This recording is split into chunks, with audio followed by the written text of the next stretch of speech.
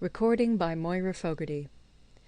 The Art of War by Sun Tzu, translated by Lionel Giles. Part 11. The 9 Situations. Sun Tzu said, "The art of war recognizes 9 varieties of ground. 1. Dispersive ground. 2. Facile ground. 3. Contentious ground. 4. Open ground. 5. Ground of intersecting highways. 6. Serious ground. 7. Difficult ground. 8. Hemmed-in ground. 9. Desperate ground." When a chieftain is fighting in his own territory, it is dispersive ground. When he has penetrated into hostile territory, but to no great distance, it is facile ground. Ground the possession of which imports great advantage to either side is contentious ground. Ground on which each side has liberty of movement is open ground. Ground which forms the key to 3 contiguous states, so that he who occupies it first has most of the empire at his command, is a ground of intersecting highways. When an army has penetrated into the heart of a hostile country, leaving a number of fortified cities in its rear, it is serious ground. Mountain forests, rugged steeps, marshes, and fens, all country that is hard to traverse, this is difficult ground. Ground which is reached through narrow gorges, and from which we can only retire by tortuous paths, so that a small number of the enemy would suffice to crush a large body of our men, this is hemmed-in ground. Ground on which we can only be saved from destruction by fighting without delay is desperate ground.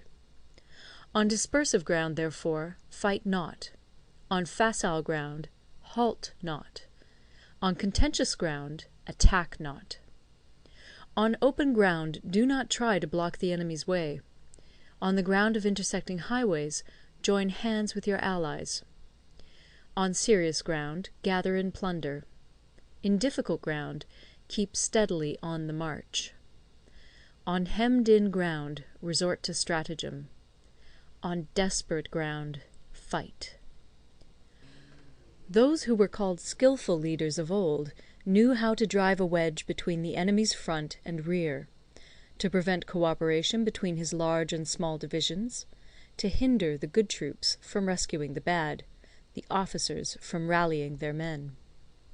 When the enemy's men were united, they managed to keep them in disorder.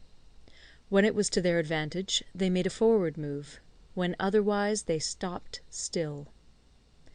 If asked how to cope with a great host of the enemy in orderly array, and on the point of marching to the attack, I should say, begin by seizing something which your opponent holds dear. Then he will be amenable to your will. Rapidity is the essence of war. Take advantage of the enemy's unreadiness, make your way by unexpected routes, and attack unguarded spots. The following are the principles to be observed by an invading force.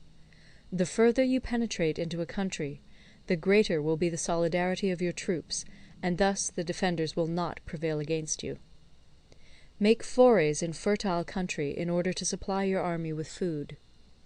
Carefully study the well-being of your men, and do not overtax them. Concentrate your energy and hoard your strength. Keep your army continually on the move, and devise unfathomable plans. Throw your soldiers into positions whence there is no escape, and they will prefer death to flight. If they will face death, there is nothing they may not achieve. Officers and men alike will put forth their uttermost strength. Soldiers, when in desperate straits, lose the sense of fear. If there is no place of refuge, they will stand firm. If they are in hostile country, they will show a stubborn front. If there is no help for it, they will fight hard. Thus, without waiting to be marshalled, the soldiers will be constantly on the qui-vive. Without waiting to be asked, they will do your will. Without restrictions, they will be faithful. Without giving orders, they can be trusted. Prohibit the taking of omens, and do away with superstitious doubts. Then, until death itself comes, no calamity need be feared. If our soldiers are not overburdened with money, it is not because they have a distaste for riches. If their lives are not unduly long, it is not because they are disinclined to longevity. On the day they are ordered out to battle, your soldiers may weep, those sitting up bedewing their garments, and those lying down, letting the tears run down their cheeks. But let them once be brought to bay, and they will display the courage of a Chu or a Kui. The skilful tactician may be likened to the Shuai Jan. Now, the Shuai Jan is a snake that is found in the Ch'ung Mountains. Strike at its head, and you will be attacked by its tail. Strike at its tail, and you will be attacked by its head. Strike at the middle, and you will be attacked by head and tail both. Asked if an army can be made to imitate the Shuai Jan, I should answer yes. For the men of Wu and the men of Yue are enemies. Yet if they are crossing a river in the same boat, and are caught by a storm, they will come to each other's assistance, just as the left hand helps the right.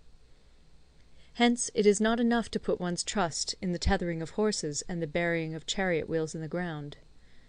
The principle on which to manage an army is to set up one standard of courage, which all must reach. How to make the best of both strong and weak, that is a question involving the proper use of ground. Thus, the skilful general conducts his army just as though he were leading a single man, willy-nilly, by the hand. It is the business of a general to be quiet, and thus ensure secrecy; upright and just, and thus maintain order. He must be able to mystify his officers and men by false reports and appearances, and thus keep them in total ignorance. By altering his arrangements and changing his plans, he keeps the enemy without definite knowledge. By shifting his camp and taking circuitous routes, he prevents the enemy from anticipating his purpose.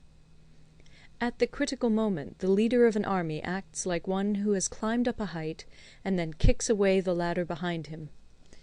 He carries his men deep into hostile territory before he shows his hand. He burns his boats and breaks his cooking pots. Like a shepherd driving a flock of sheep, he drives his men this way and that, and nothing knows whither he is going. To muster his host and bring it into danger, this may be termed the business of the general. The different measures suited to the 9 varieties of ground, the expediency of aggressive or defensive tactics, and the fundamental laws of human nature, these are things that must most certainly be studied. When invading hostile territory, the general principle is that penetrating deeply brings cohesion; penetrating but a short way means dispersion. When you leave your own country behind and take your army across neighbourhood territory, you find yourself on critical ground.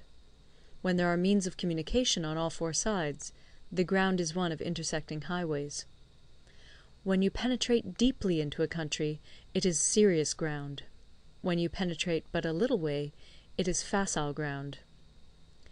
When you have the enemy's strongholds on your rear and narrow passes in front, it is hemmed-in ground. When there is no place of refuge at all, it is desperate ground. Therefore, on dispersive ground I would inspire my men with unity of purpose. On facile ground I would see that there is close connection between all parts of my army. On contentious ground I would hurry up my rear. On open ground I would keep a vigilant eye on my defences. On ground of intersecting highways I would consolidate my alliances. On serious ground I would try to ensure a continuous stream of supplies. On difficult ground I would keep pushing on along the road. On hemmed-in ground I would block any way of retreat. On desperate ground I would proclaim to my soldiers the hopelessness of saving their lives. For it is the soldier's disposition to offer an obstinate resistance when surrounded, to fight hard when he cannot help himself, and to obey promptly when he has fallen into danger. We cannot enter into alliance with neighbouring princes until we are acquainted with their designs. We are not fit to lead an army on the march unless we are familiar with the face of the country, its mountains and forests, its pitfalls and precipices, its marshes and swamps. We shall be unable to turn natural advantages to account unless we make use of local guides. To be ignored of any one of the following 4 or 5 principles does not befit a warlike prince. When a warlike prince attacks a powerful state, his generalship shows itself in preventing the concentration of the enemy's forces. He overawes his opponents, and their allies are prevented from joining against him. Hence he does not strive to ally himself with all and sundry, nor does he foster the power of other states. He carries out his own secret designs, keeping his antagonists in awe. Thus he is able to capture their cities and overthrow their kingdoms. Bestow rewards without regard to rule, issue orders without regard to previous arrangements, and you will be able to handle a whole army as though you had to do with but a single man. Confront your soldiers with the deed itself. Never let them know your design. When the outlook is bright, bring it before their eyes, but tell them nothing when the situation is gloomy. Place your army in deadly peril, and it will survive. Plunge it into desperate straits, and it will come off in safety. For it is precisely when a force has fallen into harm's way that it is capable of striking a blow for victory.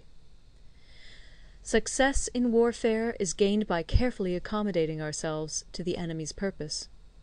By persistently hanging on the enemy's flank, we shall succeed in the long run in killing the commander-in-chief. This is called ability to accomplish a thing by sheer cunning.